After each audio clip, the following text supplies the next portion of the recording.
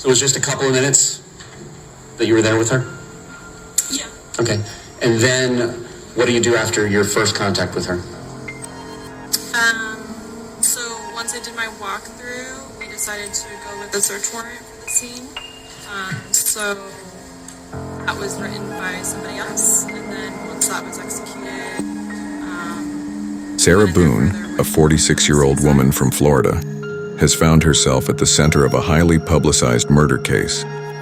Accused of suffocating her boyfriend, 42-year-old Jorge Torres Jr., in a suitcase during what she initially claimed was a drunken game of hide-and-seek. Can the two females on the team, can they be allowed to apply some type of makeup to Miss Boone? State? We don't have any dog in this fight. I've never heard of it happening. That doesn't mean it's not permissible, but... If you want to try to do it here in the courtroom, that's fine. But be advised that... Boone is now facing a murder trial. This bizarre and tragic case has garnered significant media attention, not just for the unusual circumstances surrounding the crime, but also for Boone's controversial courtroom behavior. One of the more curious developments in the lead-up to the trial is Boone's recent request for professional hair and makeup services for her court appearances. So she read the Miranda rights to you? Except number 9. Except number 9. She read the rights, and then she said, do you understand what I've just read to you? And you agreed that you had. Yes. But you were not read having these rights in mind. Do you agree to speak to me now? Actually, no, this overruled. I was not asked that question.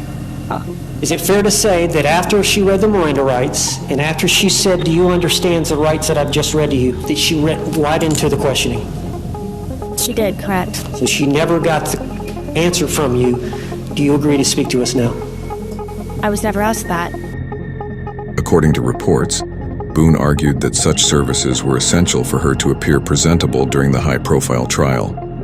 Given the extensive media coverage of the case, she claimed that looking well-groomed was crucial to ensure fair representation in the public eye. However, the request was swiftly denied by the judge presiding over the case. The judge explained that makeup and hairstyling products are considered contraband within the prison system. Additionally, the judge emphasized that professional grooming services are not typically provided to defendants facing serious charges like Boone's. The request, while unusual, underscores Boone's ongoing attempts to manage her image throughout the legal proceedings, despite the gravity of the charges she faces. At the core of Boone's defense is her claim that Torres's death was a tragic accident that occurred during a night of drinking and playful behavior. She maintains that the two were engaging in a game of hide-and-seek, and Torres voluntarily climbed into the suitcase as part of the game. We start court. So, and I intend on starting it at 9 o'clock every morning. For everything you've done to me. Sarah. For everything you've done to me. Sarah. You. Sarah. You. Sarah. Stupid. Sarah. That's my name. Don't wear it up. Sarah. I can't breathe, babe. Seriously. Yeah, that's when you do when you choke me. Sarah. Boone has suggested that she left him inside the suitcase as a joke, not realizing the dire consequences that would follow. However, the narrative Boone has put forward is strongly contradicted by key pieces of evidence that have come to light since the incident. Most notably, footage from Boone's own phone has been entered into evidence, showing Torres trapped inside the suitcase pleading for help.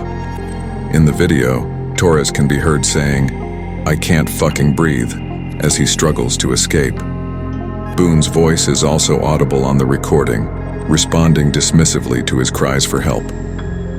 This video has become one of the most damning pieces of evidence against Boone, and it paints a very different picture from the one she initially presented to law enforcement.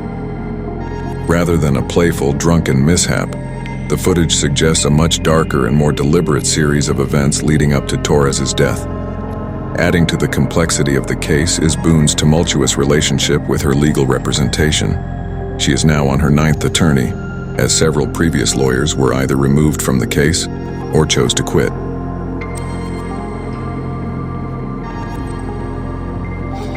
Sarah, I can't breathe, babe. That's on you. Sarah, I can't breathe. It's on you. Sarah.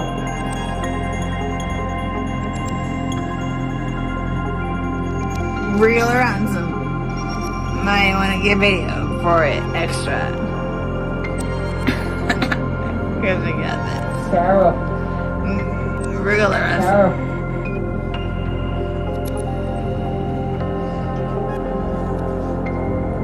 Sarah, I can't breathe, babe. Oh. That's what... This revolving door of legal counsel has led to significant delays in the proceedings and raised questions about Boone's cooperation with her defense team. In a recent pretrial hearing, Boone's latest defense attorney attempted to suppress the key evidence, particularly the cell phone footage, from being presented to the jury. The defense argued that the video was obtained without Boone's consent and that it unfairly prejudices the jury against her. However, the prosecution contended that the video is critical to understanding the events leading to Torres' death and should be admissible in court. The judge has not yet ruled on whether the video will be allowed as evidence, but its exclusion could be a significant blow to the prosecution's case.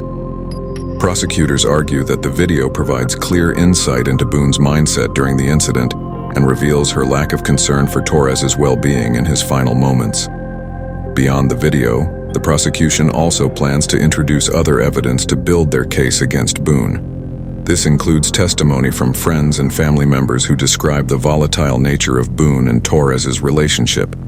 According to these witnesses, the couple frequently fought, and their arguments would sometimes escalate into physical altercations. Some have suggested that Torres had expressed fear for his safety in the weeks leading up to his deth. The tension between Boone and her defense team has been palpable throughout the pre-trial proceedings.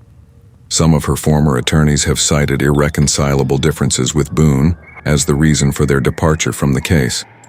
Others have alluded to her unwillingness to follow legal advice or cooperate fully in building a defense strategy. Her current attorney faces the daunting task of representing a client who has already cycled through nearly a dozen lawyers, each of whom left under strained circumstances. Despite these legal setbacks, Boone continues to insist on her innocence, maintaining that Torres' death was a tragic accident rather than a premeditated act. For it extra. Because I got this. Sarah. Real or ransom. Sarah.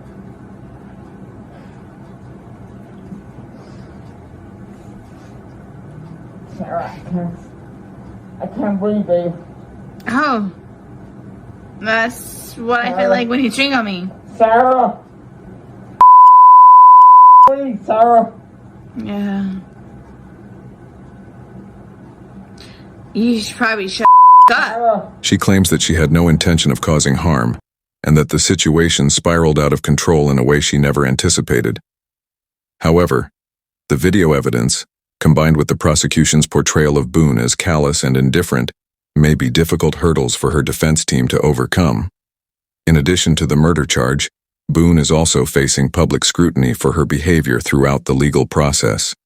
Her repeated requests for cosmetic services and her frequent disputes with her attorneys have contributed to a narrative that she is more concerned with her appearance and public image than with the seriousness of the charges against her.